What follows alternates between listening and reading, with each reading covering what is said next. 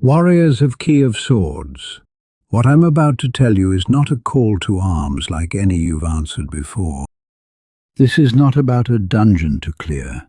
It's not about loot. It's not even about glory. This is about the survival of Norath itself. A rift has opened in the plane of time. And what lies on the other side of that rift is the end of everything. The world of Norath has been shattered into millions of fragments, spinning in cold silence around a dying, blackening star, the sun, Ro, slowly collapsing into a black hole. The gods are dead. The pantheon is ash. Every city, every forest, every ocean you have ever known, gone. To understand how the world ends, we have to go back. Many of you remember the Plains of Power. When mortal adventurers stormed the plane of time, we nearly freed the fallen god Zebuxaruk from his eternal stasis. The goddess Druzil-Ro could not allow that. To prevent his escape, she was forced to reweave the very threads of time, and in doing so, she left a tear. A small imperfection in the fabric of reality, barely noticeable, easily overlooked. For years it sat there, silent, dormant, harmless. Then came the forces of discord. The overlord Mata Muram and his Muramite armies poured through a portal into Norath, and we threw them back. We were victorious. What we drove off was not their full strength. Mata Muram's forces were just a vanguard. The greater armies of discord remain, and behind them all, a dark lord. Unnamed, ancient, infuriated by Mata Muram's failure. This Dark Lord investigated what power could possibly repel his armies. And while doing so, he found it, that tiny tear in the time weave that Druzil-Ro left behind. He didn't attack through it. He was smarter than that. He sent agents, shadows slipping through history, inserting themselves into critical moments across the timeline of Norath, not to conquer, but to corrupt, to quietly, surgically sabotage the foundations of our world, weaken humanity before it can rise. Turn back Filiona V at the very moment she needed to win. Arm the Ixar so the Sebelician Empire never falls. Hand the Relosians a victory in the plane of Earth they never should have had.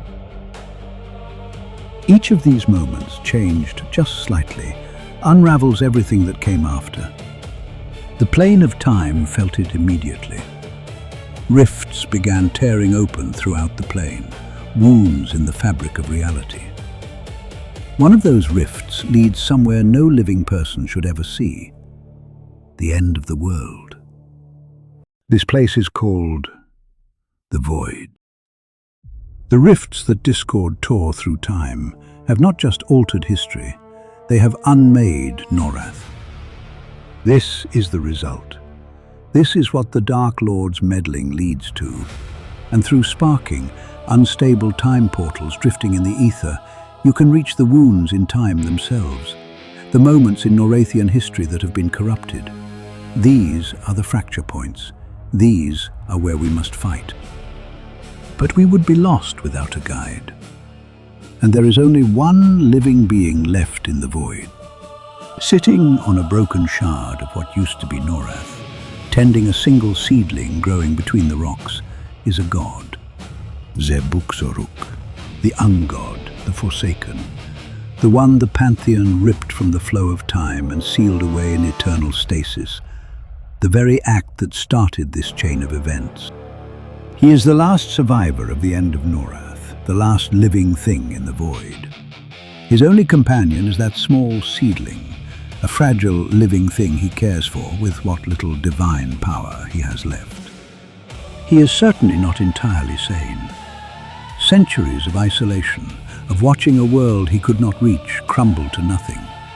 That does things to a mind, even a god's mind. But Zebuxaruk knows things that no one else in existence knows. He alone can direct us toward the specific moments in history where discord's agents struck. the pressure points we must reach to repair the timeline. The pantheon of Norath is gone. The gods cannot help us. Even the sun row is dying. Massive solar flares pulse off its surface as it collapses inward, and soon even the void itself will be consumed. There is no hero coming to save the heroes. There is no divine intervention. There is only us, and one broken, ancient, possibly mad god sitting in the ruins of everything, tending a single seedling and waiting to see if someone will show up to fix what was destroyed. Here is what we know. Here is what Zebuxaruk has shown us. If we enter those time portals, if we fight Discord's agents at each corrupted moment in Norath's history, we can undo the damage.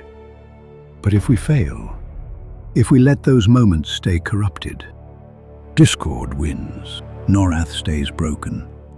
And that seedling tended by Zebuxaruk, the last living thing, dies too. Zebuxaruk has shown us the wounds. Now it is time to heal them. There are a number of moments in Norathian history where Discord's agents struck, fracture points, battles that must end the right way, or everything we know stays ash. Long before Kinos was a city, before Antonius Bale was a legend, there was a small, quiet region on the western coast of Tunaria called Ocean Green Hills. Lush, green, full of promise. This is where humanity put down its roots after the fall of the Combine Empire. Simple villages, humble people, a fertile land that over time would grow into one of the greatest cities Norath has ever known. But something was wrong beneath the surface. Hidden in the hills, constructed in secret, was a temple to Bertoxulus, the god of disease and decay. His followers had been there for decades, festering quietly, feeding their god's power as the village above them grew. And now, emboldened by Discord's influence reaching back through time to strengthen them, they have unleashed a plague. Not just on the people, on the animals, the plants, the very land itself. Twisted, diseased creatures stalk the hills. The village is under attack, and the man leading the defense? A young, charismatic warrior named Antonius Bale, the future founder of Kinos, the great unifier of humanity. He hasn't built anything yet. He's just a man trying to hold a village together against a darkness that shouldn't be this strong. If Bale falls here, if this plague wins, there is no Kinos. There is no unified humanity. The entire Western civilization of Norath dies in a field before it ever draws its first breath. We cannot let that happen. We will go to Ocean Green. We will fight the plague. We will make sure Antonius Bale lives to build his city.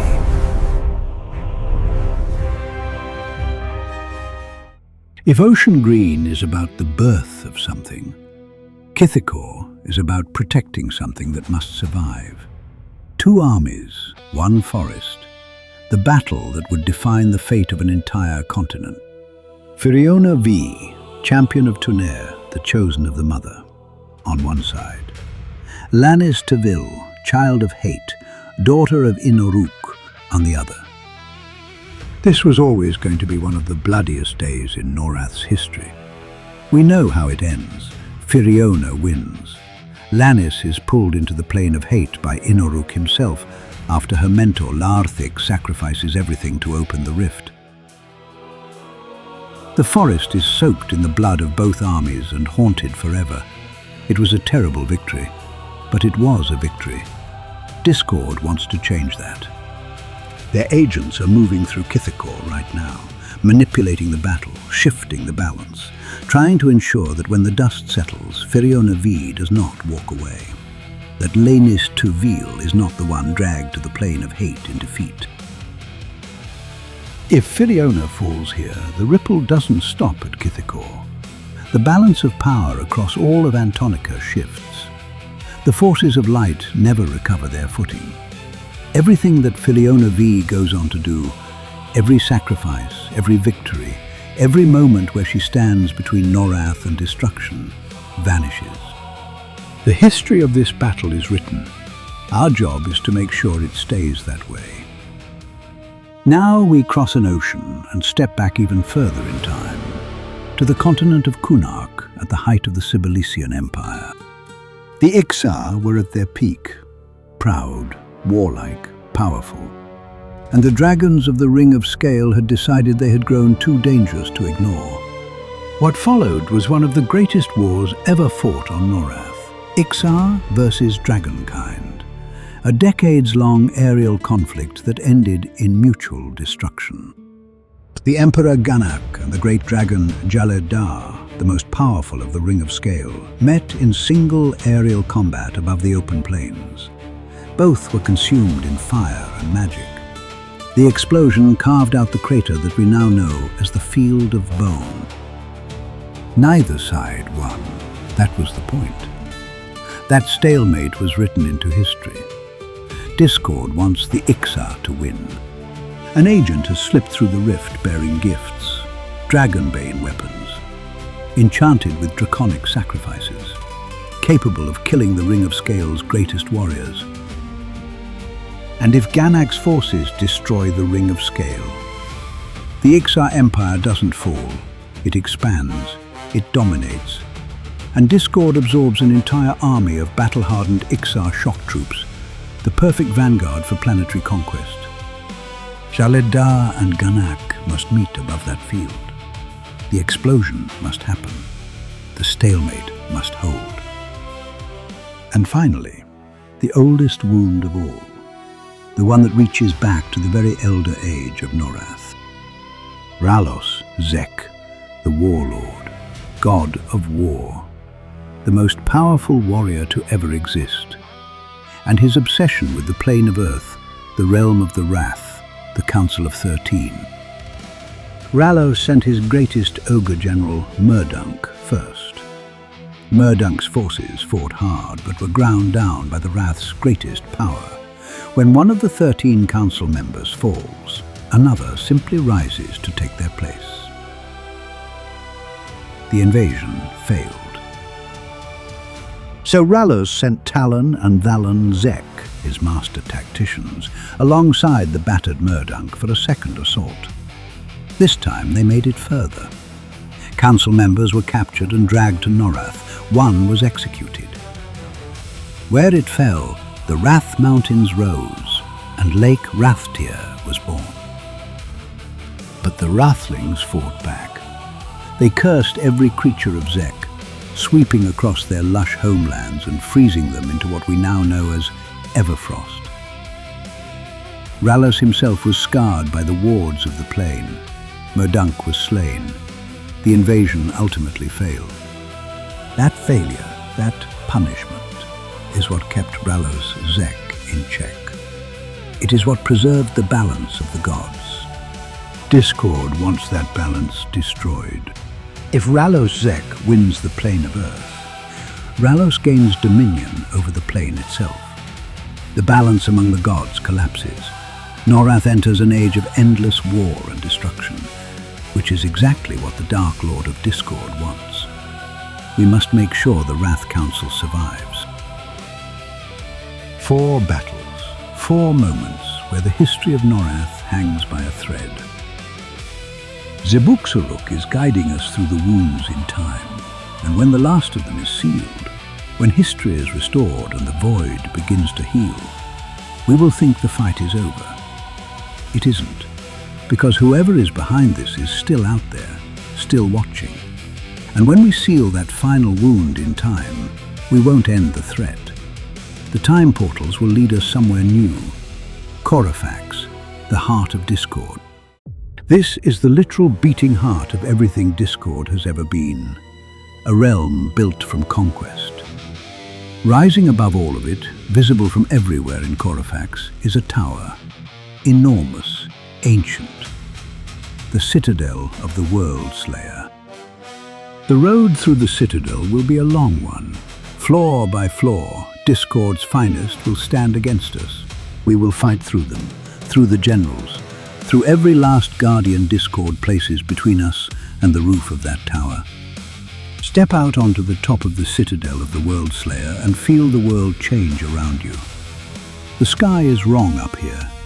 Meteors streak across the darkness in a constant burning shower. The wind is deafening, a howling wall of chaos that strips words from your mouth, silences spells before they can be cast. And standing in the center of it all is something you have never seen before. This creature has been here since before the plan began, since before the rifts were opened, since before a single Discord agent ever stepped through time. It has been waiting, patiently.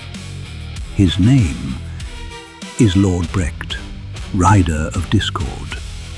The mind behind everything, the corrupted timelines, the citadel, the generals, all of it. A being so thoroughly defined by suffering that Teris Thule herself, the goddess of nightmares, could not look him in the eye and claim to know it better. He is not a final obstacle. He is the reason there was an obstacle at all. And he is waiting. The fight will be everything the climb promises. Meteors falling without mercy. His corruption spreading through our ranks. He is counting on that breaking us. It won't. When Brecht falls, we go back. Zebuk-Soruk will look up when we arrive, and the void around him will be different. The shards of Norath drifting closer, the sun row burning again, faint but real. He will tell us it worked, that Norath is whole, that we did what no one else could do. And then he will tell us the price. Because time has been restored, none of this happened. The wounds were never opened, the battles were never fought. And the God who guided us through all of it, who sat in the ruins of a dead universe and kept a seedling alive on the hope that someone would show up, goes back into his prison, the plane of time, alone, forever. He will not ask us to free him. He will not ask for anything at all, only that we stay ready, because what came for Norath once will come again.